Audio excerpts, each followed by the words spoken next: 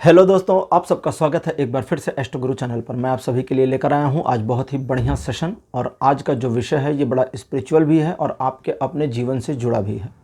आज का विषय है कि क्या देवी दुर्गा आपके शत्रुओं को संभाल लेंगी। ये एक ऐसा विषय है, मुझे लगता है सभी को इसकी ज़रूरत है, क्योंकि कहीं ना कहीं हम कभी ना कभी अपने शत्रुओं से परेशान होते हैं। यहाँ पर जिन व्यक्तियों को शत्रु आपका माना गया है आज की रीडिंग में, वे वो व्यक्ति हैं जो किसी न किसी चीज़ से, किसी न किसी तरीके से आपको नुकसान पहुंचाना चाहते हैं, भले वो मानसिक नुकसान हो या आर्थिक, ठीक है, या शारीरिक भी।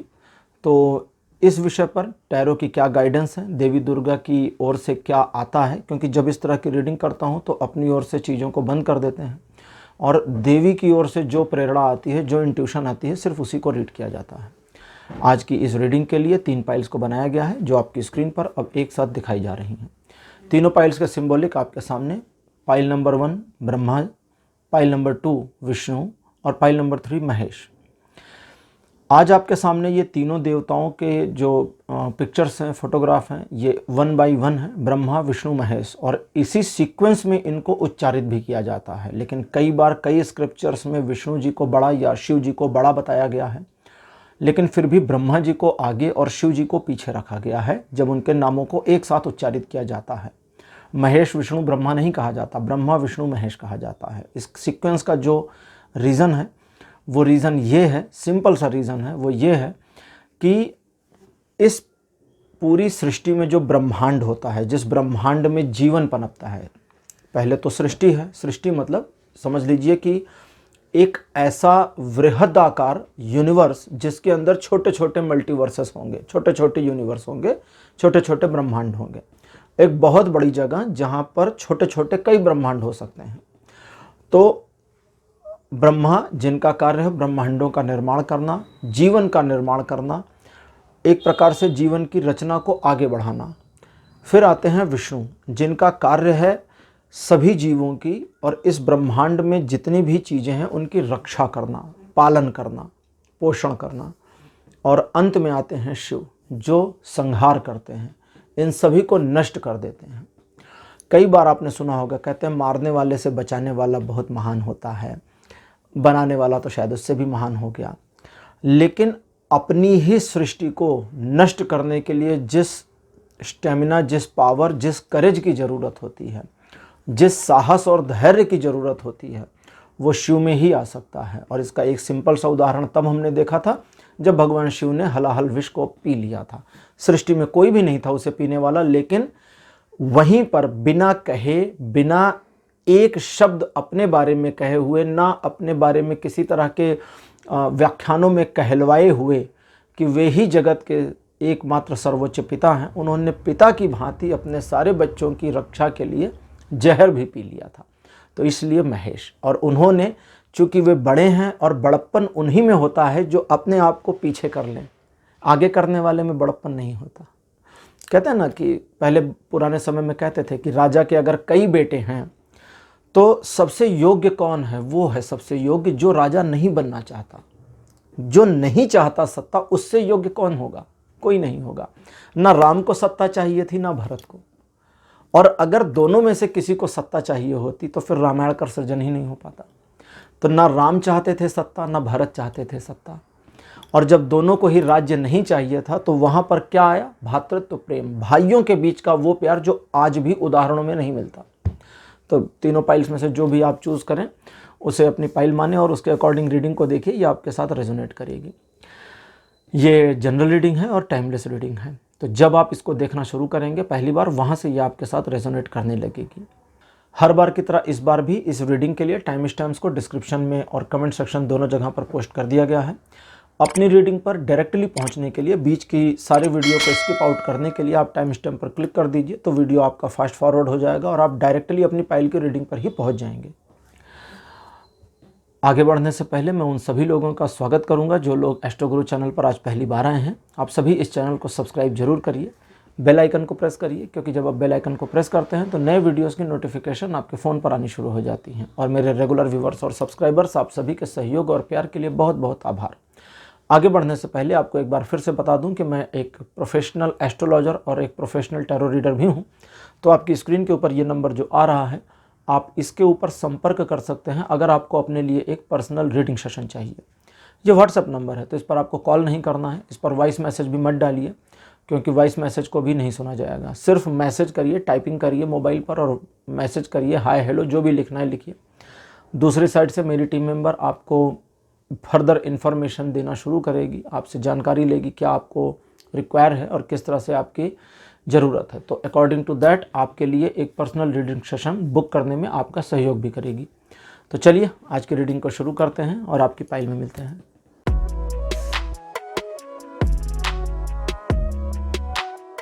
हेलो पाइल नंबर 1, आप सबका स्वागत है आपकी रीडिंग में। आपने भगवान ब्रह्मा जी को चुना था। मेरे बगल में भगवान ब्रह्मा जी की तस्वीर को, फोटोग्राफ को लगा दिया गया है। इनको परम पिता कहते हैं। परम पिता इसलिए कहते हैं क्योंकि इस दुनिया को इन्होंने ही बनाया, तो उस हिसाब से हमारे ब्रह्मांड के निर्माता यही हैं, तो उस हिसाब से हम सभी के पिता यानी पितामह हुए, परम पितामह यही हुए, सबसे पुराने यही हुए। चलिए अब आपके लिए रीडिंग शुरू करते हैं। पहला कार्ड आपके लिए आया है द लवर्स। सेकंड पोजीशन पर आपके लिए मेरे पास कार्ड आया है the wheel of Fortune. Card number 3 आपके लिए अपीयर हुआ है मैजिशियन। फोर्थ पोजीशन पर आपके लिए द फूल और अंतिम कार्ड आपके लिए आ गया द वर्ल्ड। मैं हंस इसलिए रहा हूं कि 1 2 3 4 5 के 5 कार्ड मेजर आर्केना ग्रुप से आए हैं। 78 कार्ड्स पूरे होते हैं। ये 78 कार्ड्स का, अगर आप नहीं जानते तो 78 कार्ड्स का ये सेट होता है पूरा। इसमें 22 कार्ड्स का एक ग्रुप है, 56 कार्ड्स का एक दूसरा ग्रुप है। 22 कार्ड्स का जो ग्रुप है 22 कार्ड्स का, उसको हम मेजर ग्रुप कहते हैं। फ्रेंच में या शायद लैटिन में कहते हैं उसको मेजर आर्काना। और दूसरा ग्रुप होता है 56 का, उसे माइनर आर्काना कहते हैं। तो उन 22 में से 5 यहाँ पर आ गए हैं कभी कभी ये होता है, बड़ा गजब का आया है। चलिए पाइल नंबर 1 थोड़ा आपके बारे में डिस्कस करते हैं, फिर आज आपको बताते हैं कि क्या दुर्गा जी आपके शत्रुओं को संभाल लेंगी। आज की हमारी ओरेकल डेक है गॉडेस गाइडेंस, और रीडिंग क्लोज होने के बाद में योगिनी ओरेकल के डेक से, जो कि ये मैंने निकाल लिया है, इससे आपको माता का एक संदेश भी मैं दूंगा।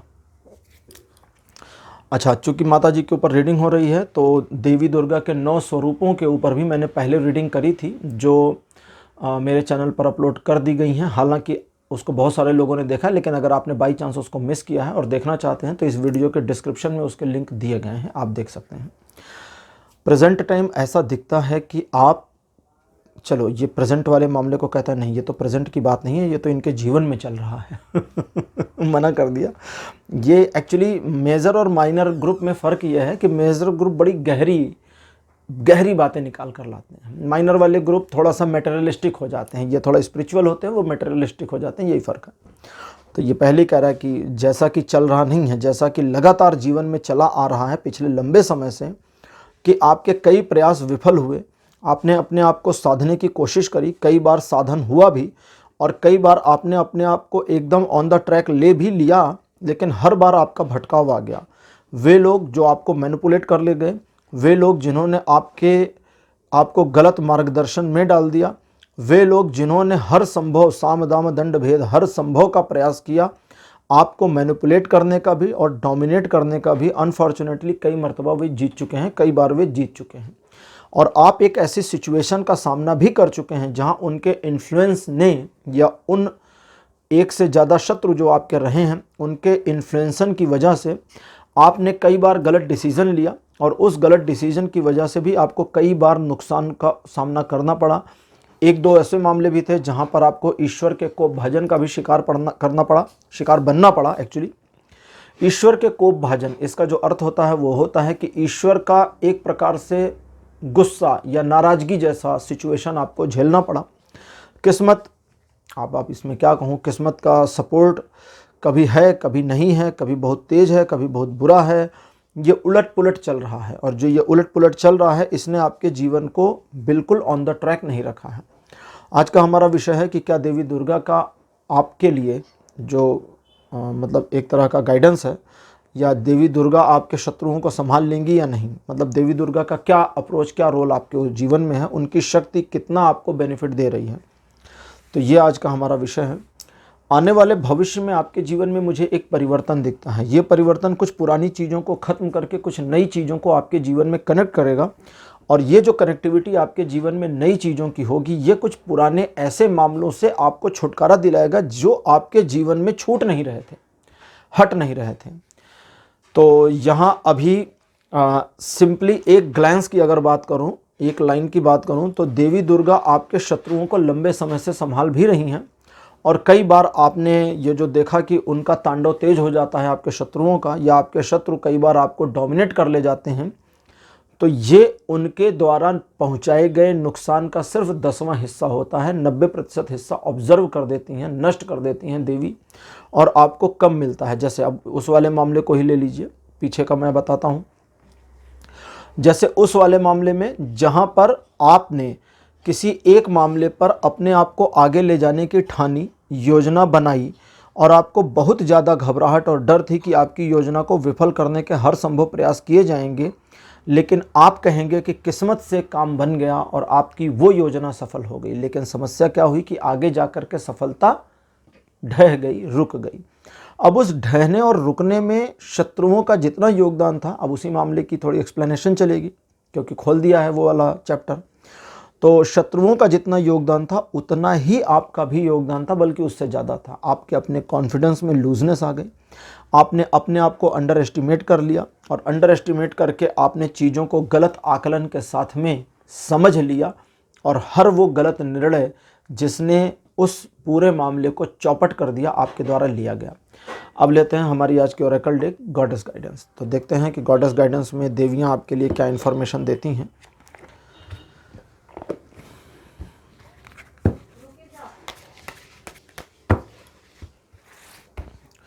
आज के ओरेकल डेक गॉडेस गाइडेंस से पहला गार्ड आपके लिए है सुलिस।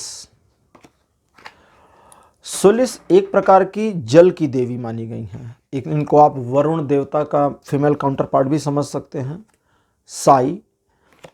साई समय को नियंत्रित कर सकती हैं, इनकी शक्तियां समय से परे हैं। डायना आपका जो ध्यान है किसी विषय के ऊपर, उसके नियंत्रण को इस प्रकार से मैनिपुलेट करती हैं, यानी कि आपका जो फोकस बनता है ना, आप ये करें फिर वो करें फिर वो करें, आप अपने फोकस को शिफ्ट करते जाते हैं। तो ये बस पैटर्न को एक मामूली सी सेटिंग में चेंज कर देती हैं और आपका पूरी लाइफ का पैटर्न बदल जाता है। 4th नंबर पर आपके लिए है मावे। ये पृथ्वी यानी भूमि की देवी मानी गई हैं, और मदर मैरी, इनको तो जीसस की माता के रूप में सभी लोग जानते हैं। तो 5 देवियां मेरे पास गॉडेस गाइडेंस से आपके लिए अपीयर हो गई हैं। अब देखते हैं कि ये 10 कार्ड्स की पूरी इंटरप्रिटेशन आज ऐसे ही चलनी है। ये 10 कार्ड्स की इंटरप्रिटेशन आपके लिए क्या होगी। ओरेकल कार्ड्स आपके बारे में जो इन्फॉर्मेशन दे रहे हैं यहाँ पर, उसको अब आप ध्यान से समझें। सबसे पहले, जैसा कि मैंने अभी आपको कहा कि देवी दुर्गा आपके शत्रुओं को संभाल रही हैं पिछले लंबे समय से, लेकिन फिर भी आपको कुछ ना कुछ नुकसान हो रहा है। अब इसमें थोड़े से चीज़ों को मैनेज आपको भी करना है, कुछ अपनी ओर से भी चीज़ों को सही करना है। सबसे पहला काम कि आप अपने आप को एक साइकिल से बाहर निकालें। साइकिल का मतलब होता है एक चक्र से अपने आप को बाहर निकालें।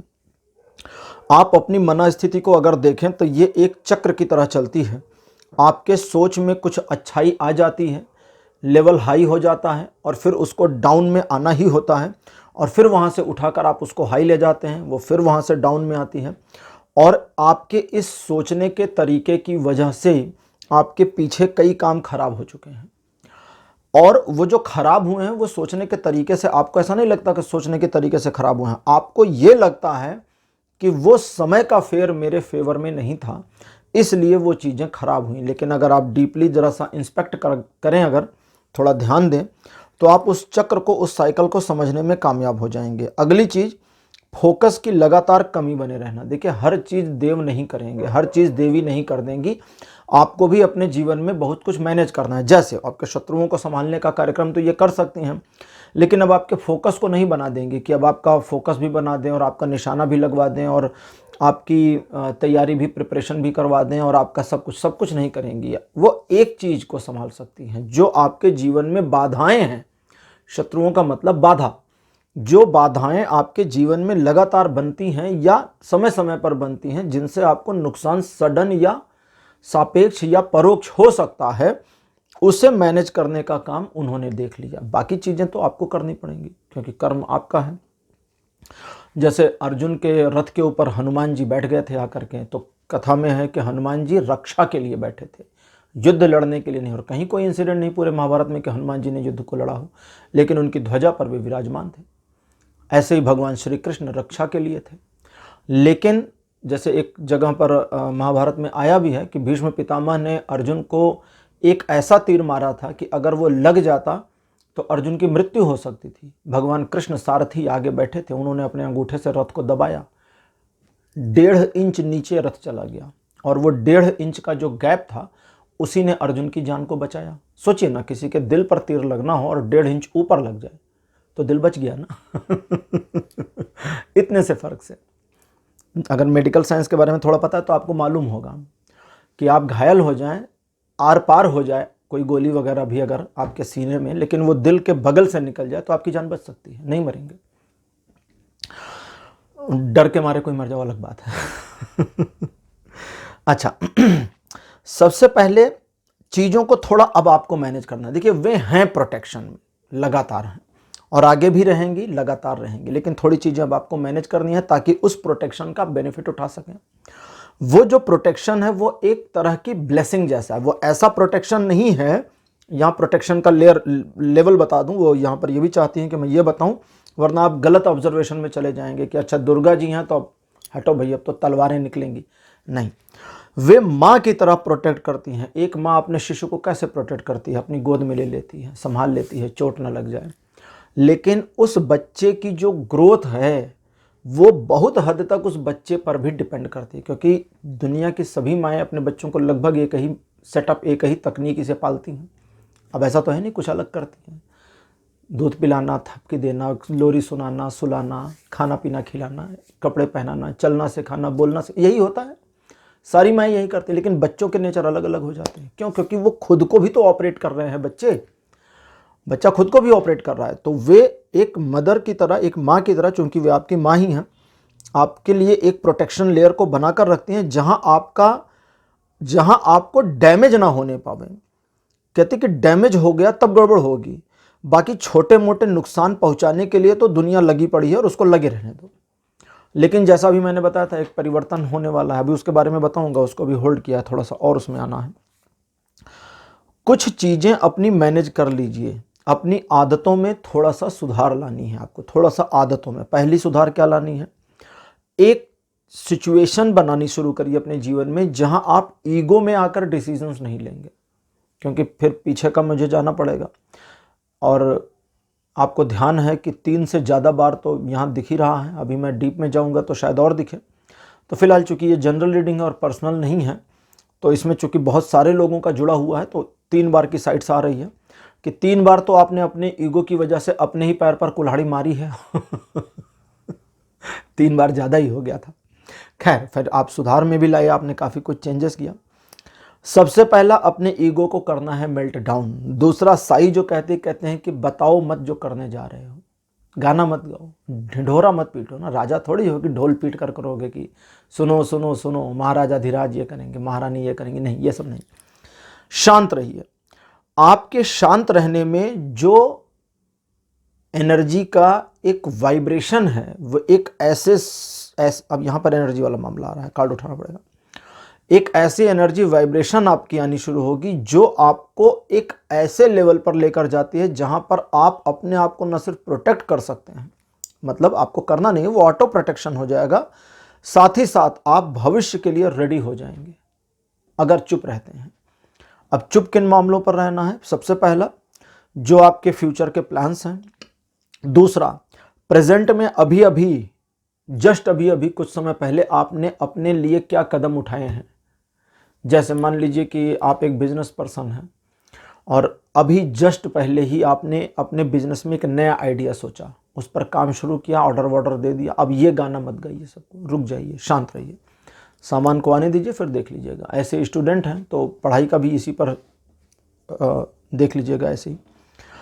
अगली चीज़ है कि अगर आप अपने आप को थोड़ा समय दे देते हैं, अपने आप को थोड़ा समय दे देते हैं, थोड़ा मेडिटेशन वगैरह कर लेते हैं, थोड़ा अपने आप को अप्रिशिएट कर लेते हैं। हम इंसान ना अपने आप को डिमोटिवेट करने के लिए बहुत एक्सपर्ट हैं। अगर खुद को डिमोटिवेट करना हो तो हमारे दिमाग में 500 ख्याल तुरंत आएंगे कि हम इतने बुरे, इतने बेकार, इतने गलत क्यों हैं। लेकिन अपनी अच्छाइयाँ खुद को बताने के लिए हमारे पास नहीं होता कुछ। दूसरों को भले हम अपने झूठ मूठ में या सचमुच में बताना शुरू कर दें कि हम ऐसे वैसे वैसे वैसे खुद को, लेकिन अपने लिए अपने आप में खुद को अप्रिशिएट करना, एडमायर करना थोड़ा मुश्किल होता है। तो थोड़ा वो करिए।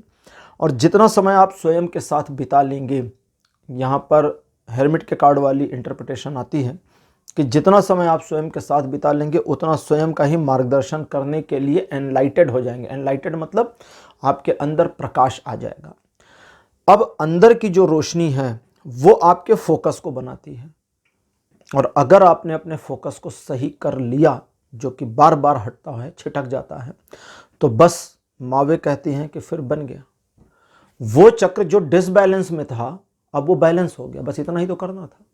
और जैसे ही ये बैलेंस होता है, वो परिवर्तन जो आने वाले समय में आपके जीवन में अगले 10 महीने में आने वाला है, आप टाइमलाइन आ रही है। आप इस रीडिंग को पहली बार जब सुन रहे हैं, देख रहे हैं, यहाँ से 10 महीने के अंदर जो परिवर्तन होगा, मोटा मोटा समझें तो इसी 10 महीने में आपको अपने इस पूरे साइकिल को, पूरे चक्र को मैनेज कर लेना है ताकि ये सही हो जाए, उलट पुलट ना रहे।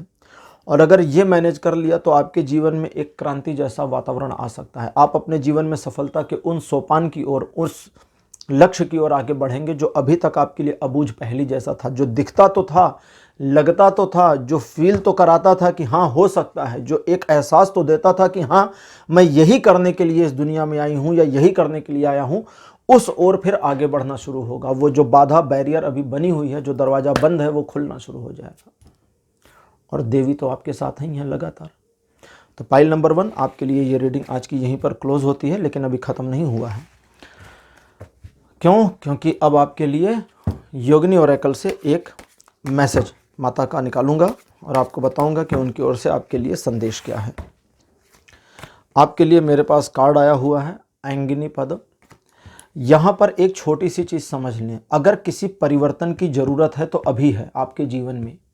अगर आपको पिछले काफ़ी समय से लग रहा था कि फला चीज़ को बदलना चाहिए, मेरे एटीट्यूड को, बिहेवियर को, मुझे अपने दोस्तों को बदलना है, पारिवारिक रिश्तेदारों में भी कुछ काट छांट करके इनको बदलना है, जो भी आपको लग रहा था पिछले कुछ समय से, जिस पर लगातार आपका माइंड जोर दे रहा है, लगातार अंदर से फील आता चला जा रहा है, उस परिवर्तन को अवश्यम भावी तौर पर कर लीजिए।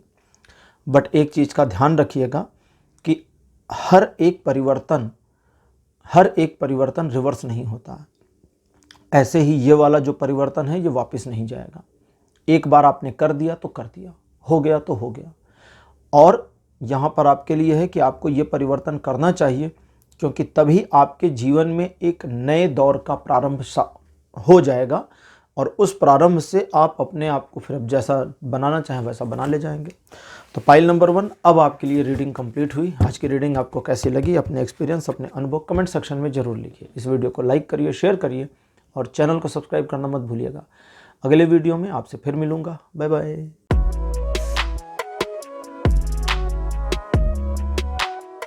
हेलो पाइल नंबर 2, आप सबका स्वागत है। आपकी रीडिंग में आपने भगवान विष्णु को चुना था पाइल का सिंबॉलिक के रूप में। मेरे बगल में भगवान विष्णु की फ़ोटो लगा दी गई है। चलिए आज की रीडिंग को शुरू करते हैं और देखते हैं आपके लिए आज क्या आता है कि माता दुर्गा क्या आपके शत्रुओं को संभाल लेंगी या नहीं। कार्ड नंबर 1 मेरे पास है द हेर्मिट। सेकंड पोजीशन पर आपके लिए कार्ड अपीयर हुआ है king of sword. Card number 3 आपके लिए है द एम्परर। फोर्थ पोजीशन पर आपके लिए है टेम्परेंस। और आपके लिए अंतिम कार्ड मेरे पास अपीयर हुआ है night of cups. 2 court card आए हैं और 3 मेजर ग्रुप से। आज का हमारा विषय है कि क्या दुर्गा आपके शत्रुओं को संभाल लेंगी। इसका एक लाइन में जो यहाँ पर आंसर आ रहा है वो है कि काफ़ी हद तक, काफ़ी हद तक, काफ़ी हद तक।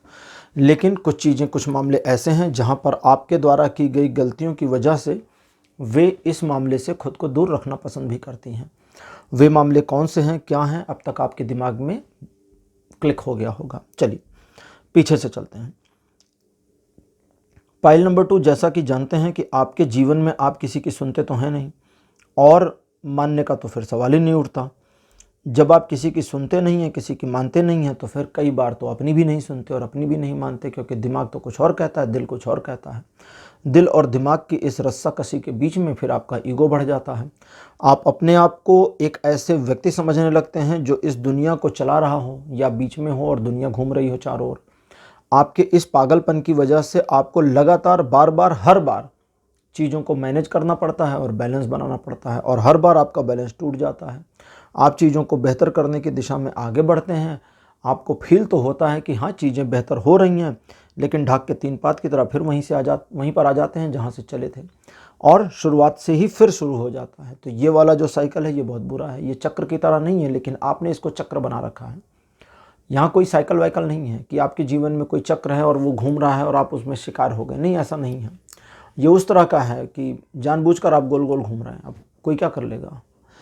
यहाँ अपने ईगो से पीछा छुड़ाना ही आपके लिए ज़रूरी है, क्योंकि देवी दुर्गा आपके शत्रुओं वाले मामले को भी यहाँ पर ले लेते हैं। हल्के फुल्के लोग तो आपके शत्रु हैं भी नहीं, तो आप तो खैर क्वालिटी पर्सन हैं, तो क्वालिटी वाले शत्रु बनाते हैं, जो नुकसान भी करें तो अच्छा खासा करें, नहीं तो बिल्कुल ज़रूरत ही नहीं है। हालांकि पिछले काफ़ी समय से नुकसान नहीं कर रहे हैं। कई मामलों में आपने देखा होगा कि एक संतुलन बना हुआ है। ये जो संतुलन बना है ये समसामयिक है, सिचुएशनली बनता है और हट जाता है। अब तक तो इसके भुक्तभोगी भी हो चुके आप। तो यही दुर्गा जी का आपके लिए वो है कि वे आपके शत्रुओं को समटाइम्स कभी कभी संभाल रही हैं, कभी कभी नहीं, और काफ़ी गलती आपकी है जिसकी वजह से चीज़ें थोड़ी सी उलट पुलट चल रही हैं, गड़बड़ हो रही हैं। अब लेते हैं ओरेकल गाइडेंस, और आज की हमारी ओरेकल जो डेक है यह है गॉडेस गाइडेंस। गॉडेस गाइडेंस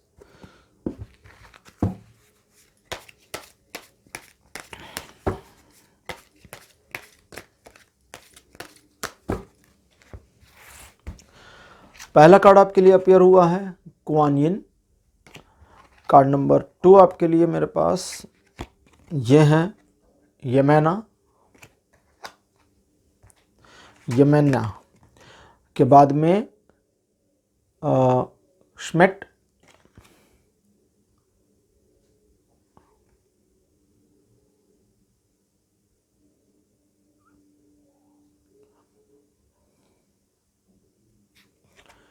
श्मेट, और इसके बाद चौथे नंबर पर आपके लिए एरियाकोरा, और अंतिम कार्ड आपके लिए मेरे पास जो पेयर हुआ है ये है बटरफ्लाई मैडन।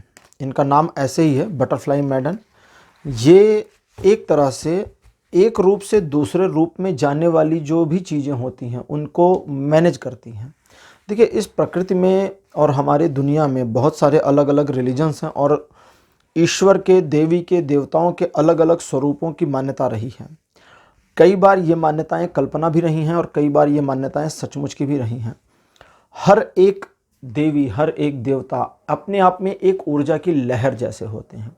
जरूरी नहीं उनका एक मानव शरीर ही हो, वे ऊर्जा की लहर जैसे होते हैं, और उस ऊर्जा की लहर की वजह से ही कई सारी चीज़ें पता चलती हैं। तो चलिए अब आपके लिए समझ लेते हैं।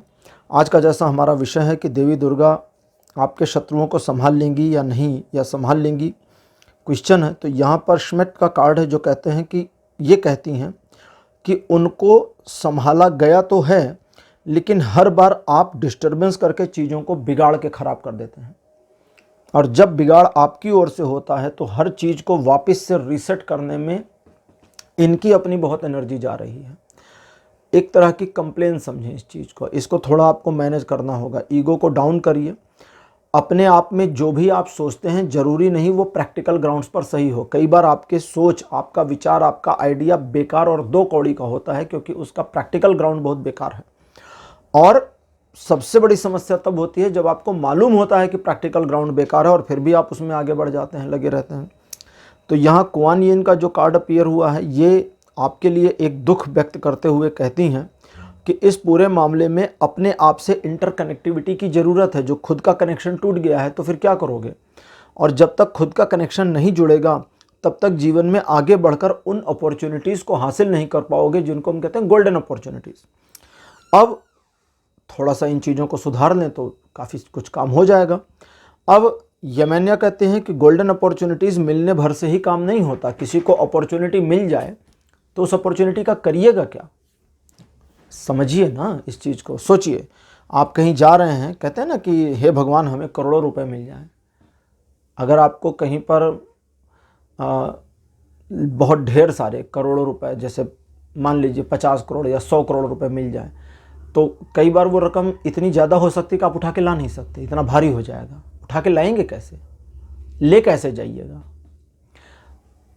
जैसे कहीं पर एक बार, पता नहीं ये सच है कि नहीं, बताया गया था कि एक सोने की खदान में एक सोने की ईंट के बराबर, एक मतलब जितना सोना एक दिन में खदान से निकलता है उसे इवनिंग तक एक ईंट में कन्वर्ट कर दिया जाता है और उस ईंट को डिस्प्ले के लिए रखा जाता है, गोल्ड की ईंट।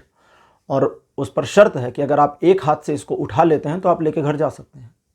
कोई आज तक उठा के ले नहीं जा पाया है। सोने का ईंट जो है, अगर 50 किलो की ईंट होगी तो वो इतनी ही साइज की होगी, छोटी सी होगी, बहुत बड़ी नहीं होगी, क्योंकि सोना बहुत भारी होता है। इतना सा सोना 1 किलो हो सकता है, जो आपके ऐसे हाथ में आ जाए 2 किलो सोना। तो कुछ चीज़ें दिखती नहीं हैं, कुछ चीज़ें दिखती हैं तो होती नहीं हैं। तो श्मिट कहती हैं कि सिर्फ अपॉर्चुनिटी मिलने का मामला नहीं है, अंदर की तैयारी कितनी है उसका भी ध्यान रखने की ज़रूरत है। और अगर अंदर की तैयारी नहीं है तो सिचुएशनली ऐसी चीज़ें आप करते जाते हैं जो आपका फ़ायदा कम कराते हैं, आपके दुश्मन ज़्यादा बढ़ा देते हैं। तो यहाँ आबैल मुझे मार वाली कंडीशन में आप अपने आप को ले आते हैं। आप कई बार लाए हैं और आपको याद होगा। तो इस तरह से अपने आप को उस सिचुएशन से ट्रांसफॉर्म कर लेना है, निकाल के बाहर ले जाना है। ये करेंगे कैसे, इसको समझें। आप अपने आप में सिर्फ शांत रहना शुरू करें, अपने आप में। जैसे कई बार आपने देखा होगा कि आप अपने ईगो की वजह से ऐसे गलत डिसीजन ले लेते हैं जो आपके जीवन में परेशानी करते हैं, आपके लक्ष्य को प्राप्त करने में समस्या करते हैं। आपके अपने ईगो की वजह से, आपके अपने रूडनेस की वजह से लोगों का परसेप्शन आपको लेके गलत हो जाता है और उस गलत परसेप्शन का आपको बेनिफिट नहीं मिलता। तो इन सारी चीज़ों को थोड़ा सुधारना है। जैसे कहते हैं ना कि जो लोग अच्छे इंसान होते हैं उनको देखने से पता चल जाता है अच्छे इंसान हैं, और जो बुरे इंसान होते हैं उनको देखने से पता चल जाता है। तो मामला यहाँ देखने का नहीं है, मामला है एनर्जी का। अगर किसी की अच्छी एनर्जी आप तक आ गई तो आपको वो इंसान अच्छे लगेंगे। किसी से निगेटिव एनर्जी आप तक पहुँची तो वो कितने भी सुंदर हों, बढ़िया कपड़े पहने हो, आपको वो इंसान बुरा लगेगा। तो यहाँ एरोकोरा कहती हैं कि आप अपने आप में क्या रिफ्लेक्ट करते हो, इस चीज़ को जब तक नहीं मैनेज करोगे तब तक वो स्ट्रेंथ नहीं मिलेगी, तब तक उस तरह से इनफ स्ट्रांग नहीं हो पाओगी। और जब तक वो नहीं हो पाएगा आप में परिवर्तन नहीं आएगा। आपको अपने आप को स्ट्रांग करना है। स्ट्रांगनेस एक परिवर्तन देगी और उस परिवर्तन के सापेक्ष आपके जीवन में बहुत कुछ घटनाक्रम की तरह चलेगा। जैसे जब आपके शत्रु, अब इस वाले मामले को समझ लें, जब आपके वे शत्रु जिन्होंने सामने से आपको नुकसान पहुंचाने की बात कही, आपने अगर पास्ट में ध्यान दिया हो तो उनके कई प्लान कई बार विफल हुए होंगे। हो सकता है आपको कुछ के बारे में कहीं ना कहीं से मालूमात भी हुई हो। तो वो जो विफलताएं उनकी रहीं वो सब दुर्गा के द्वारा संभाली गई, देवी दुर्गा के द्वारा मैनेज की गई। लेकिन जैसा मैंने कहा ना कि कुछ को वो संभालती हैं और कुछ को छोड़ देती हैं। जहाँ पर अब आप अपने ही पैर पर कुल्हाड़ी मारते हैं वहाँ पर वे चीज़ों को छोड़ देती हैं, क्योंकि भाई आपने गलती करी है तो आपको उसका परिणाम देखना चाहिए, तभी आप अवेयर होंगे। होता है ना ऐसा कि जब तक हम देखते नहीं तब तक अवेयरनेस आती नहीं, तो आपको देखना चाहिए ताकि आप अवेयर हो सकें। तो इस चीज़ का ध्यान आपको रखना है। बाकी थोड़ा सा अपने आप में रहें, अपने आप को फोकस करें कि आप उन चीज़ों को देख पाएँ जिसे हम अपॉर्चुनिटी कहते हैं और गोल्डन अपॉर्चुनिटी कहते हैं। अपने अंदर में बदलाव को लाने की कोशिश करें ताकि आपका बाहर का जो शरीर का हिस्सा है या आपका जो बाहर का व्यक्तित्व है वो बदले। और जैसे ही वो बदलता है आप अपने अंदर एक ऐसी मजबूती को पा जाते हैं जो आपके जीवन को एक स्थिरता देनी शुरू करती है।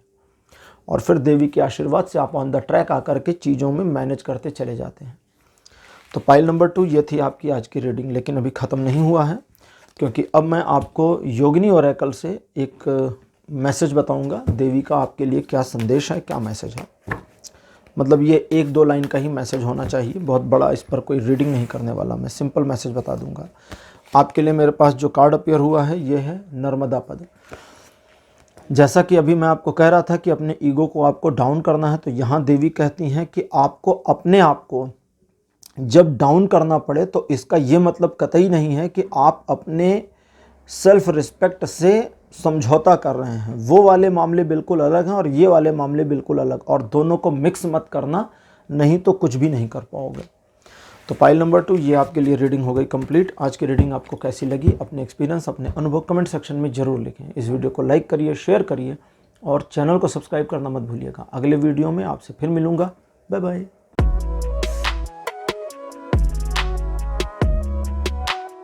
हेलो पाइल नंबर 3, आप सबका स्वागत है आपकी रीडिंग में। आपने भगवान महेश यानी भगवान शिव को चुना था। मेरे बगल में महेश की फ़ोटो लगा दी गई है। चलिए अब रीडिंग शुरू करते हैं और देखते हैं कि आपके लिए आज क्या आता है, कि क्या देवी दुर्गा आपके शत्रुओं को संभाल लेंगी।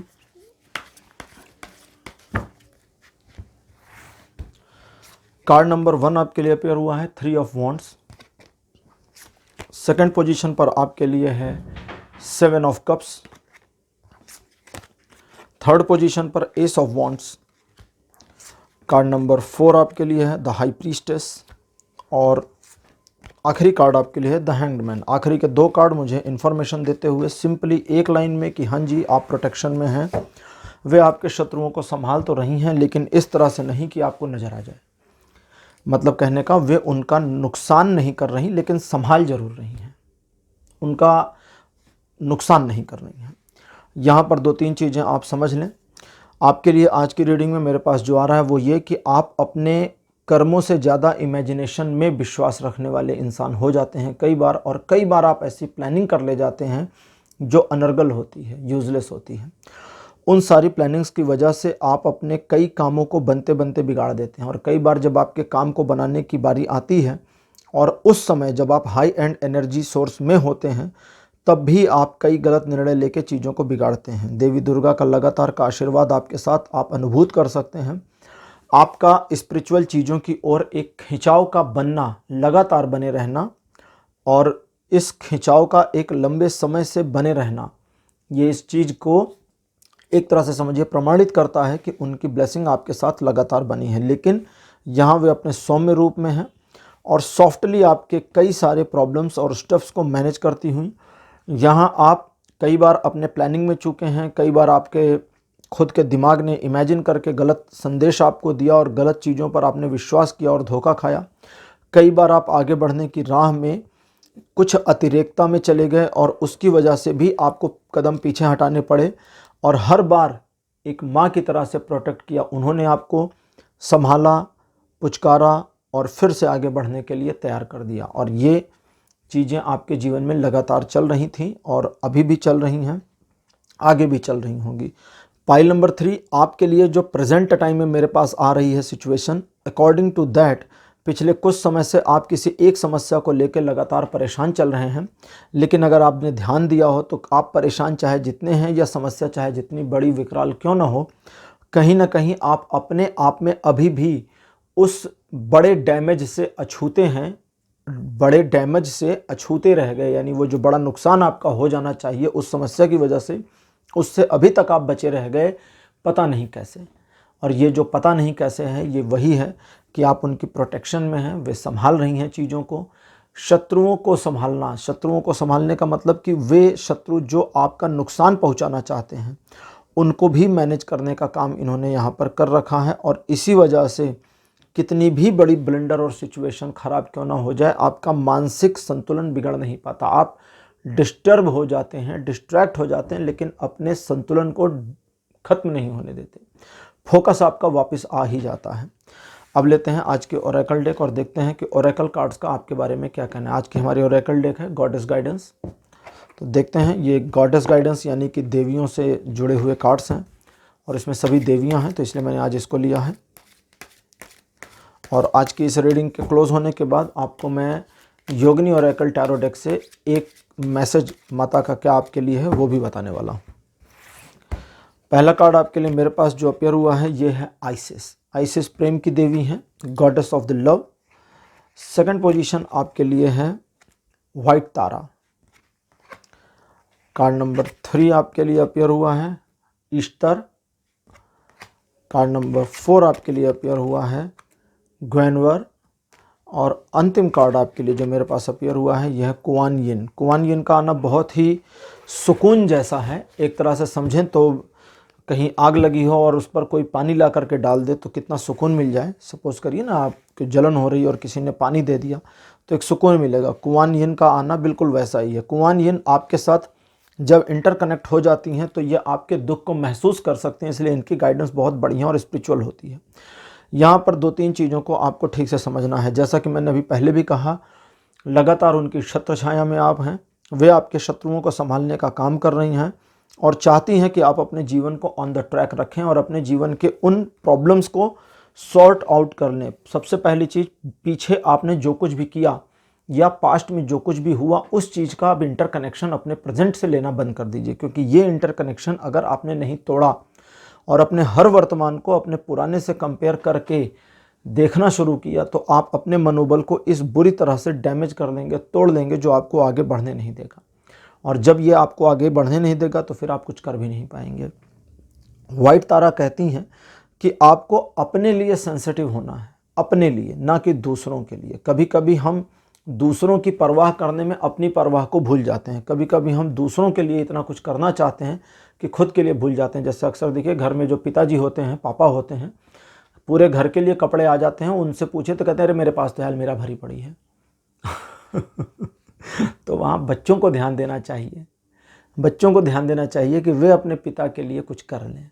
ठीक है, मम्मियाँ भी कभी कभी पिता के मोड में चली जाती, नहीं तो मम्मियाँ तो बड़ी जॉली नेचर की होती हैं, प्यारी सी, और वे अपनी ख्वाहिशें फरमाइशें बताती रहती हैं। लेकिन कभी कभी किसी सिचुएशन की वजह से या कुछ परिस्थितियों की वजह से वो होता है। अच्छा, आप अपनी सेंसिटिविटी को अपने साथ बढ़ाएंगे और जब जब आप अपनी सेंसिटिविटी को इम्प्रूव करते चले जाएंगे, आपका इंटरकनेक्शन अपने साथ गहरा होता जाएगा। और एक बार आपका इंटरकनेक्शन गहरा हो गया अपने साथ, यानी आप अपने आप में आत्मसात हो गए, तो ईस्टर कहते हैं फिर हर बाउंड्री को तोड़कर आगे निकलने की क्षमता और योग्यता आ जाएगी तुम में, और तभी तुम अपने जीवन को उस तरह से मोड़ने में सफल होगे जो तुम्हारे जीवन की रूपरेखा को बदलता चला जाएगा और तुम्हें एक सफल व्यक्ति में कन्वर्ट करेगा।